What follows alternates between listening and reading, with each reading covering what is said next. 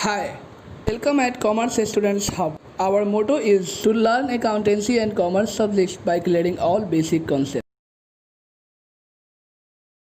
Today's topic is accounting of partnership firm fundamentals. Here let's we continue with the topic. तो my dear friends, आप लोगों से मेरा request है कि अगर आप वीडियो को देख रहे हैं और अगर आपने सब्सक्राइब नहीं किया तो सबसे पहले आप सब्सक्राइब कीजिए और उसके बाद आप कंटिन्यू कीजिए वीडियो को देखकर।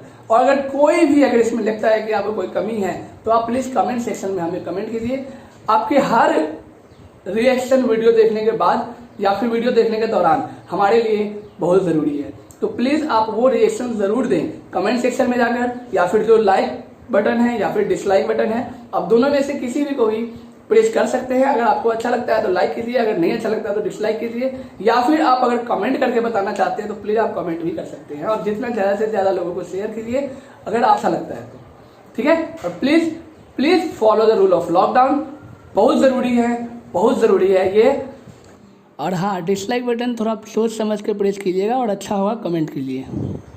Good morning my dear friends, welcome once again my YouTube channel commerce students hub. आप सभी का कॉमर्स स्टूडेंट्स हब में स्वागत है। यहाँ आपको क्लास 12 11 की अकाउंटेंसी बिजनेस स्टडीज के लेक्चर्स अभी प्रोवाइड किए जा रहे हैं और मैं आप लोगों से हेल्प चाहूंगा कि आप जितना ज्यादा से ज्यादा इसको सब्सक्राइब करें और देखें वीडियोज को और इसे सीखें, ठीक है। क्योंकि ये आज हम जो भी कर रहे हैं वो सब सिर्फ और सिर्फ आपके लिए कर रहे हैं। तो प्लीज शेयर कीजिए, सब्सक्राइब कीजिए, लाइक कीजिए। और कुछ भी कमी, कुछ भी अगर आपको गलत लगता है या फिर कुछ भी प्रॉब्लम है अकाउंट के किसी भी पार्ट में, तो आप क्वेश्चंस कमेंट सेक्शन में हमें दे सकते हैं, ठीक है। तो आज हम जो पढ़ने जा रहे हैं, क्योंकि इससे पहले हमने पहला चैप्टर पढ़ा था NPO, not for profit organisation, और वो जो पढ़ा हमने अब वो खत्म हो गया है। और उसके खत्म होने तक हमने क्या सीखा उसमें कि एनपीओ क्या होता है, ठीक है। एनपीओ कैरेक्टर्स क्या है, एनपीओ जो फाइनेंशियल स्टेटमेंट तैयार करती है वो किस तरह करती है और कैसे करती है, ठीक है। और कुछ आइटम्स जो इम्पोर्टेंट है और कैसे हम उसको एडजस्टमेंट करते हैं, और उसके न्यूमेरिकल प्रॉब्लम्स भी हमने किए हैं। तो प्लीज आप पिछले जो वीडियोस हैं आप उसको जाकर देख सकते हैं, ठीक है। अब जो हम पढ़ने जा रहे हैं वो क्लास 12 का अकाउंटेंसी का पहला चैप्टर है पार्टनरशिप फर्म, मतलब अकाउंटिंग फॉर पार्टनरशिप फर्म, ठीक है। जिसका हम बेसिक पढ़ेंगे, मतलब फंडामेंटल्स पढ़ेंगे उसका। तो ध्यान रखिएगा कि हम जो भी पढ़ेंगे उसमें बेसिक चीजें होंगी और उस बेसिक चीजों को याद रखने के लिए आपको हमेशा प्रैक्टिस करते रहना है और पढ़ाई करते रहना है। तो देखिए पार्टनरशिप क्या होता है, इसको जानने से पहले आज हम जानेंगे कि आज हम आप लोगों के सामने क्या क्या बातें रखने वाले हैं और आप क्या क्या चीजें सीखने वाले हैं। तो सबसे पहले आज आप सीखने वाले हैं पार्टनरशिप फर्म क्या होता है, इसके नेचर्स क्या हैं, इसके कैरेक्टर्स क्या हैं, इस पार्टनर्स के अधिकार क्या होते हैं, राइट्स क्या होते हैं, मतलब राइट्स ऑफ पार्टनर्स। और फिर आप जानेंगे कि पार्टनरशिप सक्सेसफुल होने के लिए क्या चीजें जरूरी हैं, ठीक है। एक पार्टनरशिप फर्म ओपन करने के लिए या खोलने के लिए हमें क्या क्या चीजें करना पड़ेगा, इन सब चीजों के बारे में जानें। तो आज 4 चीजें, पार्टनरशिप क्या है, पार्टनरशिप के नेचर्स, पार्टनरशिप के कैरेक्टर्स, पार्टनरशिप के राइट्स, मतलब पार्टनर्स के राइट्स, और पार्टनरशिप जो एस्टेब्लिश होता है उसके लिए क्या क्या चीज चाहिए उसके बारे में स्टडी करेंगे। तो सबसे पहले यहाँ पर हम स्टार्ट करते हैं पार्टनरशिप के डेफिनेशन से। क्या होता है पार्टनरशिप, देखिए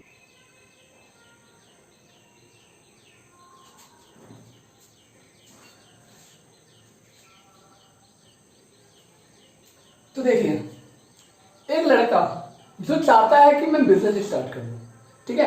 अब वो बिजनेस स्टार्ट करने के लिए या तो वो अकेले कर सकता है या फिर वो कुछ लोगों से मिलकर कर सकता है, ठीक है। तो यहाँ सबसे पहले हम पता करते हैं कि बिजनेस स्टार्ट करने के लिए चाहिए क्या और क्यों जरूरत पड़ता है हमें एक से ज्यादा लोगों को जोड़ने के लिए। तो ऐसा इसीलिए क्योंकि ये जो व्यक्ति है, ये जो लड़का है, इसमें कुछ कमी होगा या फिर इसके साथ कोई प्रॉब्लम होगा जिसके कारण ये चाहता होगा कि मुझे बिजनेस में स्टार्ट करना है, लेकिन अगर ये कर सकता है तो अकेले करेगा या नहीं तो कुछ लोगों को साथ में मिलाकर। तो सबसे पहले पता करते हैं कि हमें बिजनेस स्टार्ट करने के लिए चाहिए क्या, वो बेसिक नीड्स क्या हैं जिसको एक बिजनेस को स्टार्ट करने के लिए चाहिए। तो सबसे पहला है लेबर, फिर लैंड, फिर रॉ मटेरियल्स, फिर कैपिटल, फिर एंटरप्रेन्योर।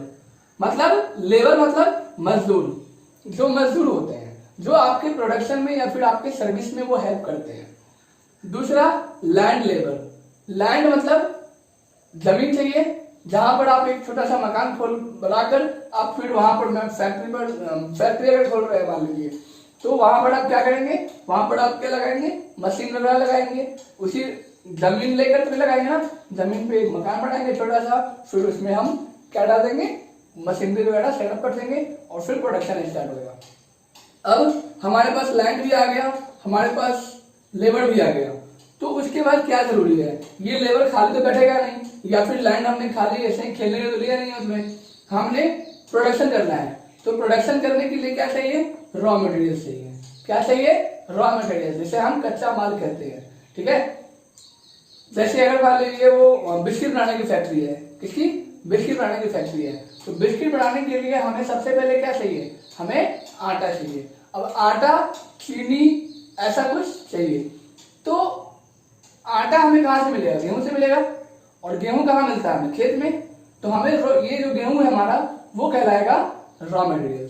तो ये चीजें हमें चाहिए क्या करने के लिए, प्रोडक्शन। तो प्रोडक्शन में मतलब कि बिस्किट को बनाने के लिए हमें जो जो चीजें चाहिए तैयार करने के लिए उसको हम कहते हैं रॉ मटेरियल, मतलब कच्चा माल। इसके बाद अगर मान लीजिए हमारे पास लेबर भी हो गया, लैंड भी हो गया और रॉ मटेरियल्स भी हो गया, लेकिन फिर उसके बाद क्या चाहिए, ये लेबर फ्री में तो सर्विस देंगे नहीं हमें, लैंड फ्री में तो लिया नहीं है, या तो रेंट या फिर हमारा खुद का होगा तो खरीदा होगा। तीसरा रॉ मटेरियल्स फ्री में कोई देगा नहीं, तो इसके लिए चाहिए पैसा, और वो पैसा क्या कहलाता है, कैपिटल। कैपिटल क्या होता है, जो एक बिजनेस का मालिक जो अपने तरफ से जो भी अमाउंट खर्च करता है, किसमें, बिजनेस में, उसको बोलते हैं हम कैपिटल। और फिर उसको एक ऐसे सुलझा हुआ व्यक्ति की जरूरत पड़ेगी जो अपने स्किल्स को यूटिलाइज करके इन चारों को मैक्सिमम यूज करेगी, इन चारों का मैक्सिमम यूज करेगा। कौन से चारों का, लेबर, लैंड, रॉ मटेरियल्स और कैपिटल। मतलब इसको जितना ज्यादा से ज्यादा यूज करेगा और ज्यादा से ज्यादा मैन्युफैक्चर करेगा। कैपिटल है तो पैसा जितना कम खर्च करे उससे, ठीक है, और प्रोडक्शन उतना ही बढ़े। तो बहुत सारी चीजें हैं जो इसको देखना पड़ेगा।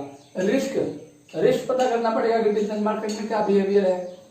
तो ये सब चीजें क्या कौन देखेगा, एक एंटरप्रेन्योर देखेगा। ठीक है, तो ये सब चीजें करना होगा। तो एक बिजनेस ऑनर के लिए ये सब चीजें गुण होने चाहिए उसके पास। अगर नहीं है तो वो सोल प्रोप्राइटर नहीं चला सकता है। ठीक है, तो ये ऐसे व्यक्ति को ढूंढेगा जो जिसके पास ये सभी हो। अगर मान लीजिए इसके पास लैंड है, इसके पास क्या है, लैंड है, पर इसके पास कैपिटल नहीं है, तो ये ऐसे व्यक्ति को ढूंढेगा जिसके पास कैपिटल हो और लैंड ना हो, और उसका भी मेन मकसद जो है बिजनेस स्टार्ट करने का वही हो जो इसका है। तो दोनों मिलकर आपस में ये अपने में बात करेंगे और दोनों मिलकर आपस में एक डीड बनाएंगे, ओरल एग्रीमेंट करेंगे या फिर रिटन एग्रीमेंट करेंगे, जैसा भी हो वैसे अपना बिजनेस एक स्टार्ट करेंगे। तो जब हम बात करते हैं दो व्यक्तियों के बारे में या फिर दो से ज्यादा लोगों के बारे में जो मिलकर एक बिजनेस स्टार्ट करते हैं और उसमें होने वाले प्रॉफिट और लॉसेस को आपस में शेयर करते हैं, उनको बोलते हैं हम पार्टनरशिप, और इन लोगों को बोलते हैं हम पार्टनर्स। क्या बोलते हैं, पार्टनर्स। जो लोग बिजनेस स्टार्ट करते हैं उसको बोलते हैं हम पार्टनर्स, और उस एसोसिएशन को कहते हैं हम पार्टनरशिप फंड। ठीक है, और इसका पार्टनरशिप फंड का अपना नाम होता है, उसको बोलते हैं हम फंड नहीं। तो हमारे जो बुक है उसमें पार्टनरशिप की क्या डेफिनेशन है वो देखिए। Partnership is an association of 2 or more persons who are ready to share profit and losses. They are acting as both as an agent or an individual. मतलब कह रहा है कि पार्टनरशिप जो है एक ऐसा एसोसिएशन है या फिर एक ऐसा ऑर्गेनाइजेशन है जहां दो या दो से अधिक लोग मिलकर प्रॉफिट और लॉसेस की शेयरिंग करने को तैयार हो जाते हैं। ठीक है, और अपने अपने जो ऑब्जेक्टिव्स है उसको प्राप्त करने के लिए वो ऑर्गेनाइजेशन को सेटअप करते हैं। ठीक है, उसी तरह से इंडियन पार्टनरशिप एक्ट 1932 सेक्शन 4 में पार्टनरशिप को डिफाइन किया गया है। बताया गया है कि partnership is the relation between person who have agreed to share profit और losses of a business carried on by all और any of them acting for all. मतलब पार्टनरशिप जो है वह एक ऐसा रिलेशन है, एक ऐसा संबंध है उन लोगों के बीच का लिए जो लोग बिजनेस के प्रॉफिट और लॉसेस को शेयर करने के लिए तैयार हैं। हो सकता है उनमें से सभी लोग उस बिजनेस को स्टार्ट कर रहे हैं, मतलब उस बिजनेस में काम कर रहे होंगे, या फिर उनमें से कोई एक व्यक्ति काम कर रहा होगा। पर तब क्या हम उसमें अगर मान लीजिए कोई एक व्यक्ति काम कर रहा है, मतलब बिजनेस स्टार्ट किया दोनों मिलकर, ठीक है, लेकिन काम एक व्यक्ति कर रहा है, तो क्या हम उसको पार्टनरशिप कहेंगे? हाँ, बिल्कुल कह सकते हैं, क्योंकि एक के पास कैपिटल है, लैंड है, ठीक है, उसके पास नॉलेज भी है, एलिजिबिलिटी है उसके अंदर, उसके पास लेबर भी है, लेकिन उसके पास कैपिटल पैसे नहीं होने के कारण उसने क्या किया, अपना एक पार्टनर ढूंढ लिया। ठीक है, इसमें क्या होता है, पार्टनर ढूंढने से क्या होता है कि हमारे प्रॉफिट और लॉसेस बढ़ जाते हैं। ठीक है, लॉसेस बढ़ जाते हैं, प्रॉफिट तो बढ़े और ना बढ़े, हम लॉसेस का ज्यादा ध्यान रखते हैं। ठीक है, प्रॉफिट तो बढ़ती जाती है, अगर हम पार्टनरशिप कर रहे हैं, अगर बिजनेस अच्छा हुआ तो प्रॉफिट तो बढ़ती जाती है आपस में, लेकिन लॉसेस जो है तो घटते जाते हैं। तो लॉसेस को बियर करने का एक क्षमता होता है, वो कितना है इसके पास। ठीक है, अगर नहीं है तो क्या करता है, वो एक ऐसे पार्टनर्स को ढूंढता है जो उसमें पैसे लगा सके। ठीक है, तो उसके लिए ये तैयार हो जाता है और ये कहता है कि मैं सिर्फ इसमें पैसे लगाऊंगा, मैं काम नहीं करूंगा। तो ये कहता है ठीक है भाई, तू काम मत करिए, बस पैसे लगा इसमें। पर ये अपने इस रिलेशन को नाम देता है पार्टनर्स का। तो हम यहाँ कह सकते हैं कि यहाँ कौन सा फंड है, पार्टनरशिप फंड है। ठीक है, या तो ये दोनों मिलकर काम करेंगे या फिर कोई एक व्यक्ति होगा जो सभी काम करेगा। ठीक है, और दूसरा इसको हेल्प करेगा अदर सेक्शन में। तो ये हो गए आपके पार्टनरशिप फंड। जैसे मान लीजिए मैंने एक कॉमर्स बिजनेस स्टार्ट किया, अकाउंटेंट का बिजनेस स्टार्ट किया, अब मेरे को ऑफिस चाहिए, उसमें पैसे, उसको डेवलप करने के लिए एक टीम चाहिए, मतलब पैसे चाहिए, और मेरे पास पैसे नहीं है, और मेरे पास लैंड भी नहीं है, मेरे पास सिर्फ नॉलेज है, स्किल्स है। तो मैं एक व्यक्ति के पास गया, मैंने उसको बोला भाई देख, मेरे पास अकाउंटेंट की नॉलेज है, मैं अकाउंटेंट की काम करूंगा। ठीक है, और मैंने अपना बताया कि मैं क्या करना चाहता हूँ, और वो इसमें इंटरेस्ट हो जाता है, तो वो मैं उसे कहूंगा कि आप मुझे इन चीजों में मुझे हेल्प कीजिए। ठीक है, किन किन चीजों में, तो एक कैपिटल से मुझे हेल्प कीजिए, आपके पास अगर लैंड है तो आप मुझे लैंड दे सकते हैं। ठीक है, तो वो कहता है ठीक है मैंने दिया, पर फिर मुझे क्या फायदा होगा? तो फिर जो मैं हूं, मैं कहूंगा कि मैं आपको ना अपने प्रॉफिट का, मतलब मैं आपको अपने फंड के पार्टनरशिप में आपको ऐड करूंगा, जिसमें हम दोनों मिलकर प्रॉफिट और लॉसेस को शेयर करेंगे।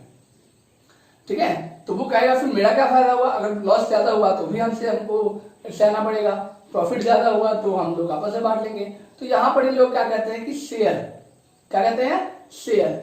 तो प्रॉफिट और लॉसेस को ये लोग रेशियो में बांट देते हैं। ठीक है, जो ज्यादा मेहनत कर रहा है उसको ज्यादा प्रॉफिट मिलेगा। ठीक है, और उसको लॉसेस भी ज्यादा सहना पड़ेगा, और जिसको कम हो रहा है उसको, मतलब जो कम काम कर रहा है उसको हम कम प्रॉफिट लॉस। जैसे कि मैं, उसका काम सिर्फ क्या है, पैसे लगाना है।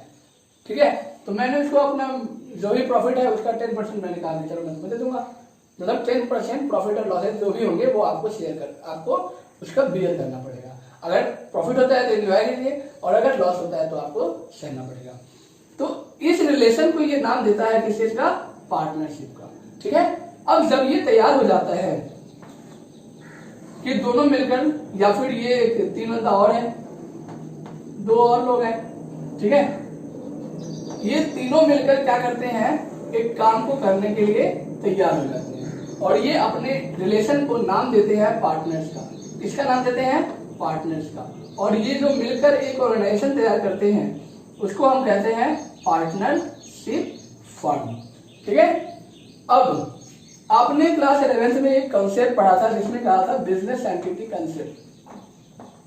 क्या कहा था? बिजनेस एंटिटी कंसेप्ट, जिसमें हमने देखा था कि जो ऑनर होता है बिजनेस पॉइंट ऑफ व्यू की अगर देखा जाए, मतलब अकाउंटिंग पॉइंट ऑफ व्यू या फिर बिजनेस पॉइंट ऑफ व्यू से अगर देखा जाए, तो जो पार्टनर्स होते हैं वो क्या होते हैं? वो अलग, मतलब आपने पढ़ा था कि बिजनेस एक आर्टिफिशियल पर्सन है, ठीक है, जो स्टार्ट किया जाता है किसी लोगों के द्वारा, ठीक है। अब जो बिजनेस स्टार्ट हुआ, बिजनेस कहता है कि मैं तो एक बंदा हूं, मैं, है ना, तो मेरे लिए तुम अलग हो गए और मैं अलग हो गया। तो ये आप समझिए कि एक फर्म के लिए ऑनर और फर्म दोनों ही अलग चीजें हैं, अलग व्यक्ति हैं, ठीक है। तो यहां पर हम कहते हैं business entity concept in which it is referred as the business and the owner is a separate entity, मतलब बिजनेस और जो ऑनर है उसका, वो दोनों ही अलग अलग व्यक्ति हैं। और पर लीगली ये कहा गया है कि बिजनेस में जो भी लॉसेस या फिर जो भी प्रॉफिट होने वाली हैं उसको पार्टनर्स जो है सो आपस में शेयर करेंगे। मतलब अगर बिजनेस में कोई नुकसान होता है, पार्टनरशिप फर्म में कोई नुकसान होता है, तो कोर्ट कहता है कि उसमें होने वाले नुकसान की भरपाई इनके पार्टनर्स के पर्सनल चीजों से की जाएगी, ठीक है। तो यह है एक नेचर। तो इसमें हम देखेंगे क्या स्टेटमेंट क्या कहता है इसके लिए।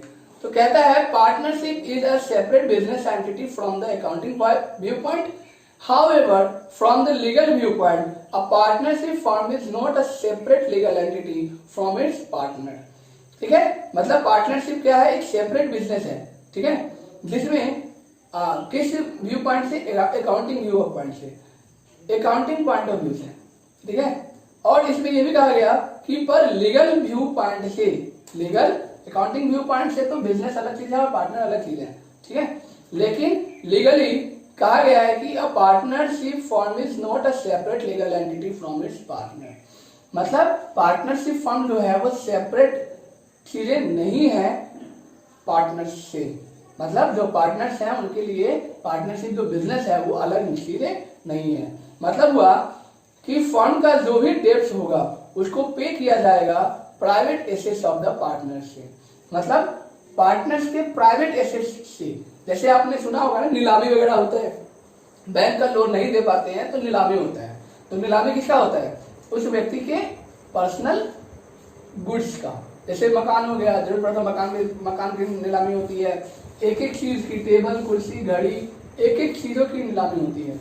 इसमें जब कोई फंड जो है सो दिवालिया हो जाता है और अपनी उधार जो है वो लोगों को नहीं दे पाता है, तो इसीलिए ताकि वो जो पार्टनर्स हैं या फिर जो ऑनर हैं वो दूसरे की उधार को, डेब्ट्स को वो छुड़ाकर भाग न जाए, ठीक है, वो भूल न जाए, लोगों के साथ धोखा ना हो जाए। इसी कारण यह एक तरह का डर पैदा कर देता है ऑनर्स के अंदर कि हम जो है कुछ गलत ना करें, अपने जो प्रॉफिट है उसको रिजर्व में भी रखें, ताकि अगर मान लीजिए कभी डेब्ट्स बढ़ जाते हैं और हम उधार नहीं दे पाते हैं तो उसका हम यूटिलाइज कर सकें, ठीक है। नहीं तो फिर क्या होता है, कोर्ट ने पहले ही कह रखा है हमारे लीगल व्यू पॉइंट से कि जो ऑनर है और जो बिजनेस है उन दोनों को अलग नहीं रखा जा सकता है, ठीक है, क्योंकि जो भी लॉसेज होंगे, जो भी डेब्ट्स होंगे, वो अगर फर्म नहीं चुका पाती है तो पार्टनर्स के अपने पर्सनल एसेट्स से उस डेब्ट्स को पूरा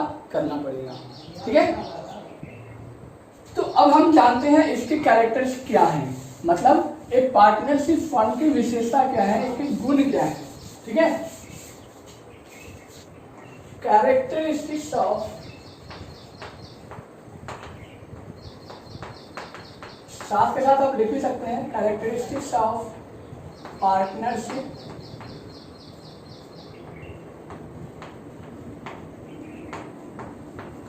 फर्म, इसी को हम फीचर भी कह सकते हैं, ठीक है।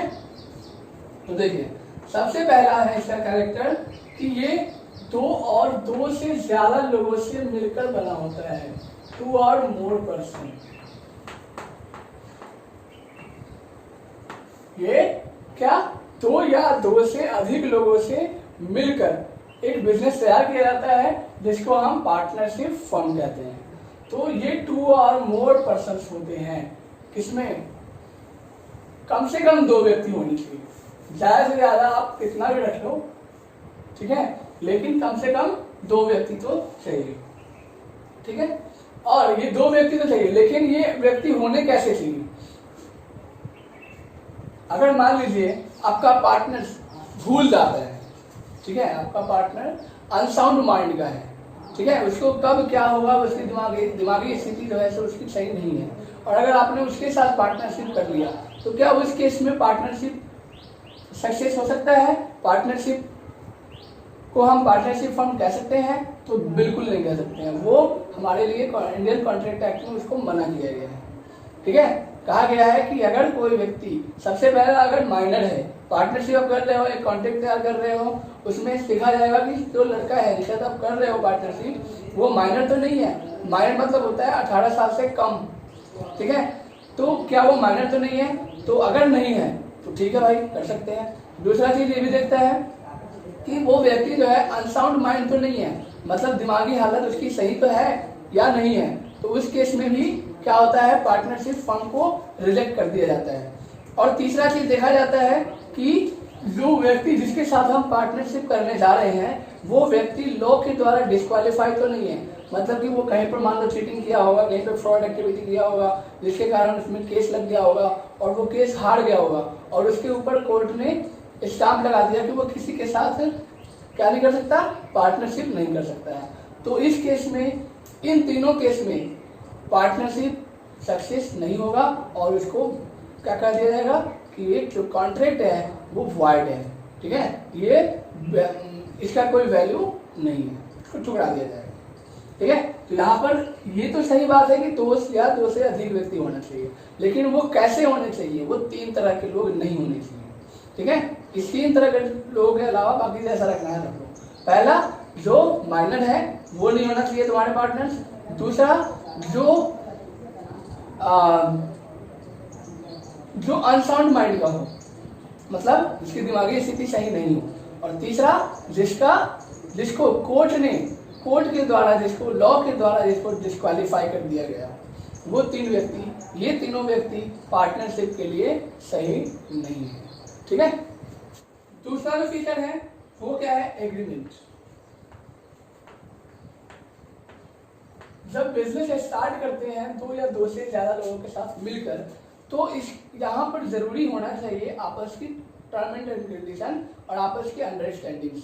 अगर अंडरस्टैंडिंग्स बिगड़ गए, टर्म एंड कंडीशन अगर एक व्यक्ति दूसरा व्यक्ति का नहीं मानता है, तो यहाँ पर पार्टनरशिप टूटने का ज्यादा खतरा होता है।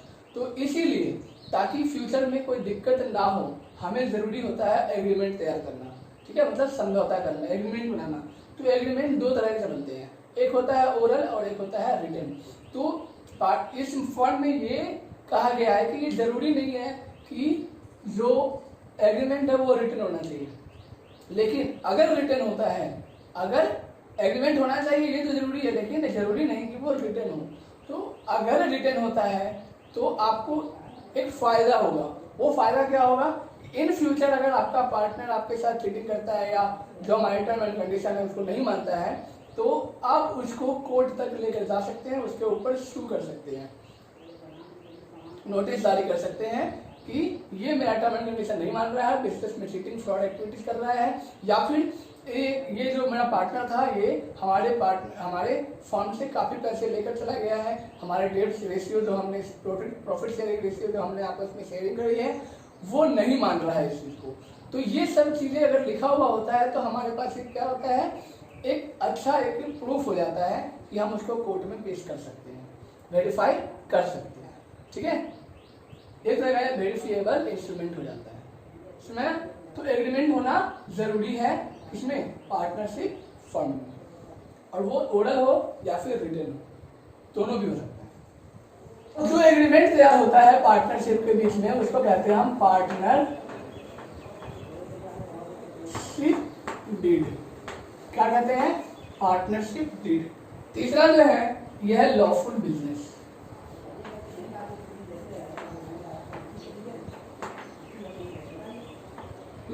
जिसमें कहता है कि a partnership established for a lawful business, business includes trade, vocation, profession but not a joint ownership और चैरिटेबल एक्टिविटी। बिजनेस यहाँ पर कहता है कि ये कोई ज्वाइंट वेंचर नहीं होना चाहिए या फिर ये क्या कहते हैं उसको, चैरिटेबल एक्टिविटीज नहीं होना चाहिए। बिजनेस का मतलब है जहाँ पर हमारा जो मोटिव है वो क्या होना चाहिए, प्रॉफिट अर्निंग का मोटिव होना चाहिए। अगर हमारा प्रॉफिट अर्निंग का मोटिव नहीं है तो उसे हम बिजनेस नहीं कहेंगे, उसे हम एनपीओ कहेंगे, जो हम सर्विस प्रोवाइड करने के लिए एस्टेब्लिश करते हैं, जैसे स्कूल वगैरह, हॉस्पिटल्स वगैरह है, ठीक है, तो वो सब एनपीओ के अंदर आते हैं। तो यहाँ पर लॉफुल बिजनेस मतलब लीगल बिजनेस होना चाहिए, मतलब जो भी हम बिजनेस कर रहे हैं वो कैसा होना चाहिए, लीगली, कानून के अंदर ही होना चाहिए, कानून के दायरे में रहकर होना चाहिए, उससे बाहर नहीं होना चाहिए। अगर होता है तो उस बिजनेस को बंद करवा दिया जाएगा, उस पर ताला लग जाएगा, ठीक है। पांचवा कहता है प्रॉफिट शेयरिंग।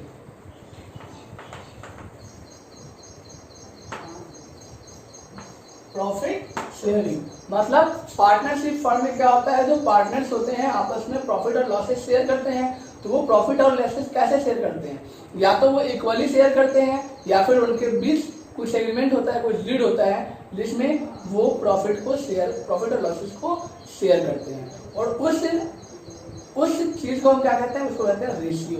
क्या कहते हैं, रेशियो।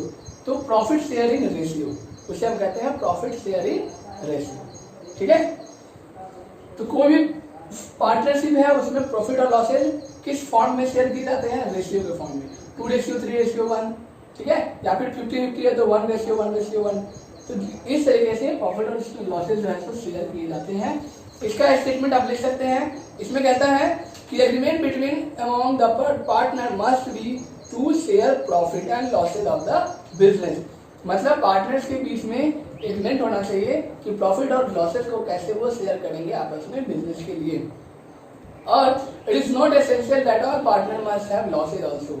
ऐसा ये मतलब नहीं है, ये जरूरी भी नहीं है कि सभी पार्टनर्स को सिर्फ मतलब प्रॉफिट तो शेयर कर ही रहे हैं, लेकिन जरूरी नहीं कि वो लॉसेज भी शेयर करेंगे, ठीक है। तो ये सभी चीजें भी ध्यान में रखना होता है। जैसे मैंने कहा ना एग्जांपल देकर कि मैं अकाउंटेंट्स का फर्म खोल रहा हूँ, ठीक है, और वो पैसा लगा रहा है, तो वो कहेगा भाई मैं तो सिर्फ पैसे लगाऊंगा, मुझे तेरे लॉस से कोई मतलब नहीं है, ठीक है। तो मैं कहूँगा ठीक है तुझे मेरे लॉस से कोई मतलब, तो बस पैसे लगा, ठीक है। पर वो कहता है, पर मैं उसे कहता हूँ लेकिन तू मेरे पार्टनरशिप में रहेगा, ठीक है, मैं तुम्हें अपने पार्टनरशिप फर्म में उसको ऐड करता हूँ, ठीक है। तो वो तैयार हो जाता है, तो अच्छी बात है। तो जरूरी नहीं कि जो पार्टनर्स होंगे वो हमारे सभी लॉसेस को भी बियर करेंगे, ठीक है, मतलब प्रॉफिट शेयर करेंगे लेकिन लॉसेस जरूरी नहीं कि वो आपस में शेयर करेंगे, ठीक है। There may be provision in the partnership deed that a particular partner or partners shall not bear the losses। और ये बातें जो हैं हमारे पार्टनरशिप डीड में लिखा हुआ होना चाहिए कि कौन सा पार्टनर जो है लॉस बियर करेगा और कौन सा नहीं करेगा और कितना करेगा, ठीक है, सुनाया। और है business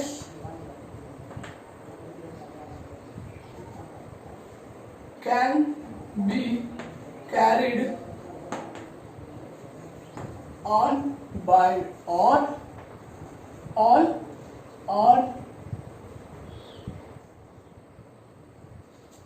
any of them acting for all। ये था आपका क्या, बिजनेस चलाने के लिए बिजनेस जो है कैरी किए जाएंगे, मतलब चलाया जाएगा, मतलब बिजनेस में जो काम कर रहा है वो या तो सभी लोग मिलकर कर रहे हैं या फिर उनमें से कुछ लोग जो हैं वो सभी काम कर रहे हैं, ठीक है। तो ये हो गए आपके क्या, पार्टनरशिप फर्म के कैरेक्टर्स। तो क्या क्या पढ़ा आपने इसमें, देखा कि 2 और मोर पर्सन जो है सो है मिलकर क्या करते हैं, बिजनेस स्टार्ट करते हैं, तो इसे कैरेक्टर्स हो गए। दूसरा इसमें एग्रीमेंट होता है जिसको हम पार्टनरशिप डीड कहते हैं, वो एग्रीमेंट ओरली या फिर रिटन हो सकता है। यह एक लॉफुल बिजनेस है, मतलब कि कानून के दायरे में रहकर ये बिजनेस को स्टार्ट किया जाता है, ठीक है। और इसमें ये भी देखा जाता है कि ये किसी भी तरीके का इसकी जो मोटिव होनी चाहिए वो क्या होनी चाहिए, बिजनेस में प्रॉफिट अर्निंग मोटिव होनी चाहिए, ठीक है। और इसमें ज्वाइंट वेंचर नहीं होना चाहिए। ज्वाइंट वेंचर क्या होता है, ज्वाइंट वेंचर होता है जहाँ पर एक व्यक्ति अपना सामान बेचने के लिए दूसरे को देता है और उसको कमीशन में बैठा देता रहता है, ठीक है। तो उसको हम पार्टनरशिप नहीं कहेंगे, क्योंकि वो हमारे पार्टनरशिप डीड में नहीं है, हमारे पार्टनर्स में नहीं है, सिर्फ उसका काम है हमारे सामान को बेचना, ठीक है, तो वो पार्टनरशिप में नहीं आएगा। और जिसकी सर्विस करने की मोटिव होती है, प्रॉफिट अर्निंग मोटिव नहीं होती है, वो हमारे बिजनेस में नहीं आएगा, ठीक है, उसको एनपीओ कहेंगे। इसके बाद है profit sharing ratio.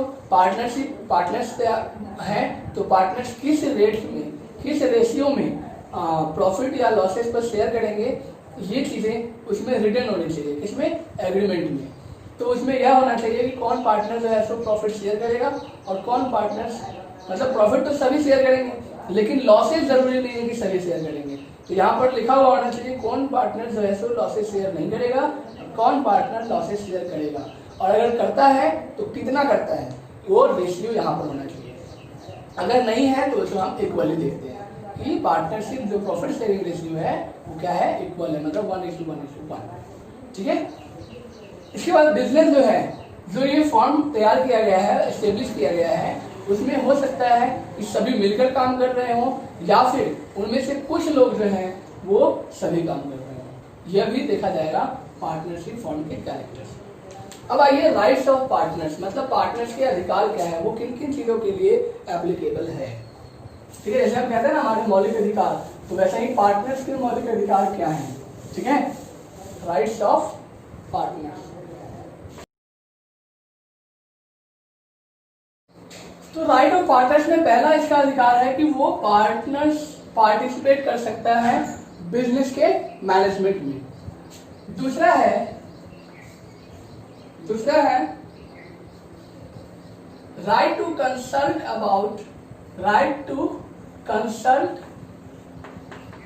About the affairs of the business,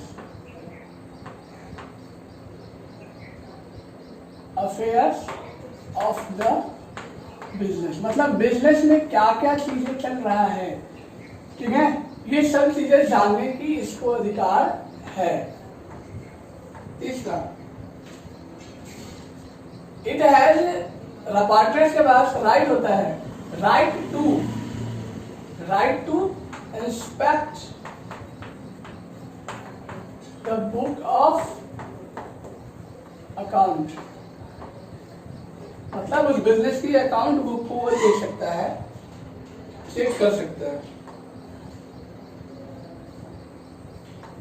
right to share profit and losses, उसके पास अधिकार होता है प्रॉफिट और लॉसेस को शेयर करने का, ठीक है, कितना प्रॉफिट और लॉसेस को शेयर करेगा आपस में, ये चीजें जानने का अधिकार होता है।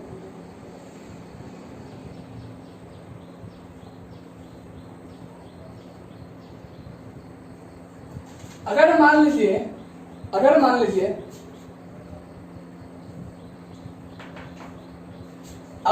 लीजिए कि इसमें पार्टनरशिप फर्म, जैसे कि मैंने कहा ना, एक व्यक्ति है जो पार्टनरशिप फर्म स्टार्ट करना चाहता है, ये अपने साथ एक और व्यक्ति को जोड़ लेता है, ठीक है, जो कोई और बंदा होता है, और इसके साथ जब जोड़ लेता है तो ये अपना कैपिटल इसमें इन्वेस्ट करता है, पैसा इन्वेस्ट करता है।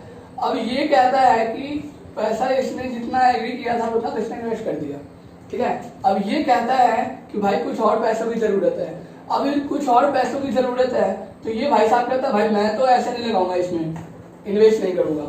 तो फिर इस समय ये व्यक्ति जो है ये कहता है भाई ठीक है तू लोन के रूप में मुझे दे दे, ठीक है, किस रूप में, लोन के रूप में मुझे दे दे।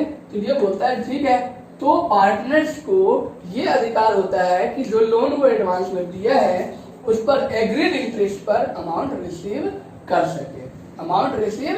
सके, मतलब जो एग्रीड इंटरेस्ट होता है 6% 7% जो इंटरेस्ट होता है ना, इसके प्रिंसिपल अमाउंट से ज्यादा का होता है ना, तो वो रिसीव कर सके, ये इस पार्टनर्स के पास क्या है, अधिकार है, ठीक है। इसके बाद इसके पास क्या अधिकार है, हाँ, partners has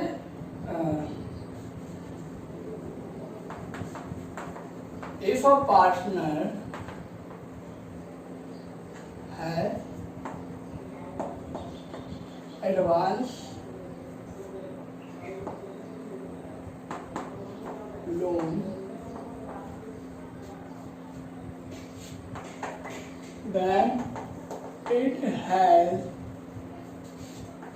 right to receive interest on loan। ठीक है, उसको इंटरेस्ट प्राप्त करने का अधिकार है। इसके बाद है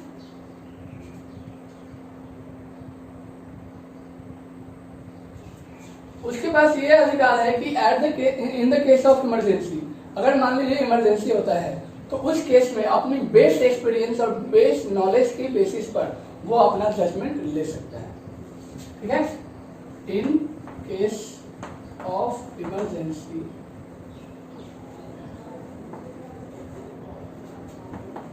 a partner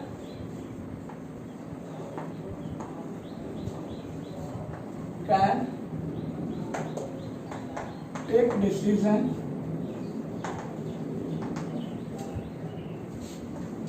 on the basis of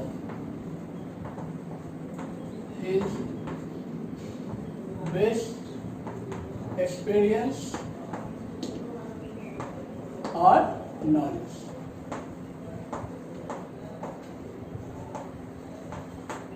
ठीक है, फिर कहता है कि इसके पास अधिकार होता है कि वो अलाउ करे किसी नए पार्टनर्स को। It has allow to it has right to allow new partner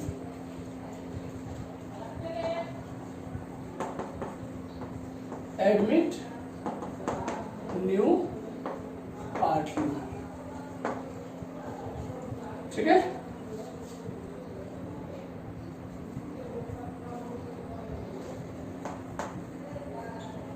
after giving notice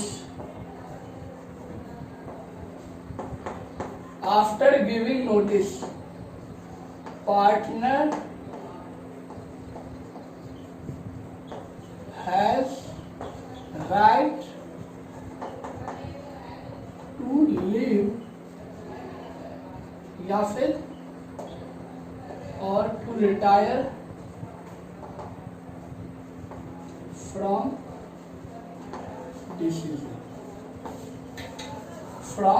business. ठीक है, तो ये कुछ राइट्स हैं, मौलिक अधिकार हैं पार्टनर्स के, जो एक पार्टनरशिप को बनाए रखने के लिए, एक पार्टनरशिप को सक्सेस होने के लिए जरूरी है। ठीक है, तो हमने यहां क्या देखा,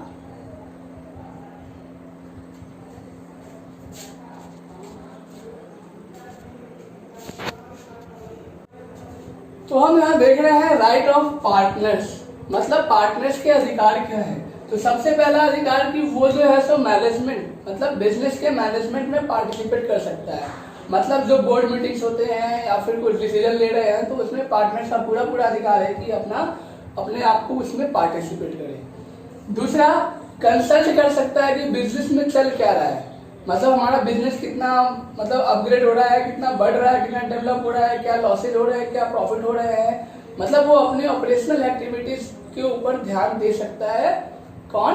पार्टनर। उसके पास राइट होता है कि वो अकाउंट, मतलब जो कंपनी का अकाउंट होता है, जो बिजनेस का अकाउंट होता है, बुक ऑफ अकाउंट जो होता है, उसको वो इंस्पेक्ट कर सकता है, जांच सकता है कि उसमें जो एंट्री हो रहे हैं वो सही हो रहा है या नहीं हो रहा है। समय समय पर वो अपना चेकिंग कर सकता है। चौथा है right to share profit and losses. Profit और लॉसेज, आपको पता है कि बिजनेस स्टार्ट किया जाता है प्रॉफिट अर्न करने के लिए, तो उसमें जब हम किसी तरह का रिस्क लेते हैं तो उसमें लॉसेज भी होते हैं। तो प्रॉफिट और लॉसेज जो है सो एक बिजनेस का एक बहुत ही अहम पार्ट है। तो उसको कैसे वो बियर करे, तो वो रेशियो में कर रहे हैं, या तो इक्वली करेंगे या फिर किसी रूप में, मतलब कि शेयर 1:2:3 में या फिर 3:2, जैसा भी हो उस तरीके से प्रॉफिट को या और लॉसेज को ये शेयर करते हैं आपस में।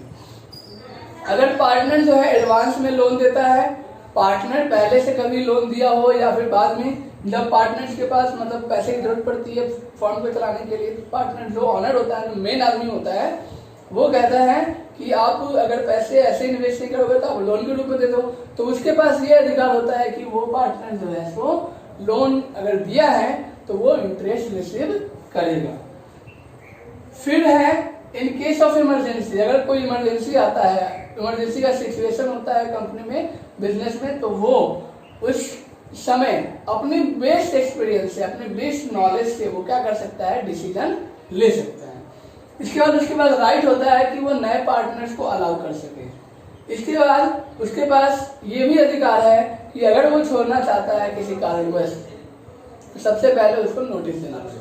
तो नोटिस देने के बाद ही पार्टनर जो है उसको अधिकार है कि वो बिजनेस से रिटायर हो सके। ठीक है, तो ये हमने देखा पार्टनर्स के राइट्स, मतलब rights of partners in the partnership firm.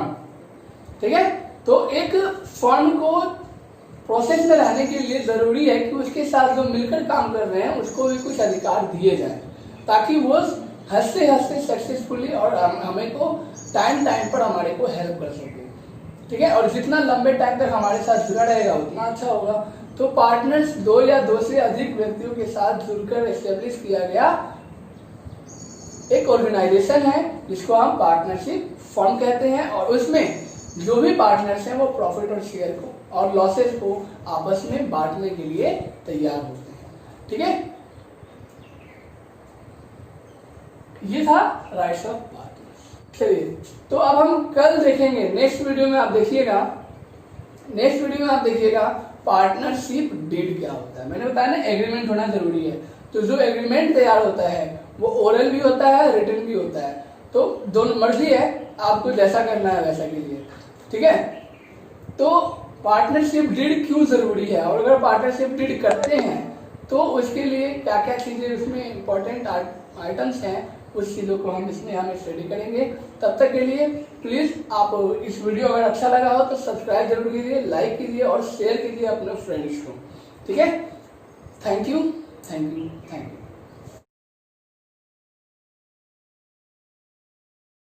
तो ये कहा गया है कि आपसे सजेशन लिया गया है कि आपको मतलब कोरोना वायरस के दौरान इस समय स्कूल खोलना जरूरी है या नहीं। तो अपनी बेस्ट एक्सपीरियंस और बेस्ट नॉलेज के लिए बता दे रहा हूँ कि ये जो बीमारी है ये लंबे टाइम तक चलने वाला है, और मेरे ख्याल से मुझे जो लगता है कि ये स्कूल या फिर कुछ भी अगर खुलता है तो बहुत ज़्यादा इसमें ज़रूरी है कि हम ध्यान रखें, और बहुत ज़्यादा ज़रूरी है कि अलर्ट रहें। ठीक है, लेकिन अच्छा होगा कि जब तक वैक्सीनेशन ना तैयार हो जाए, वैक्सीन ना तैयार हो जाए, हम स्कूल वगैरह को स्टार्ट ना करें। जो ऑनलाइन चल रहा है ऑनलाइन स्टडी करें, या तो अगर करते हैं तो बेस्ट और बहुत ही सावधानी पूर्वक केयरफुली हमारे को स्कूल्स वगैरह रन करने पड़ेंगे। तो आप गवर्नमेंट को सजेस्ट कीजिए कि किस तरीके से स्कूल जो है रन होने चाहिए इस कोरोना वायरस के दौरान। ठीक है, वीडियो देखिए continuously. Thank you. Like, comments and share. Thanks for your support and love.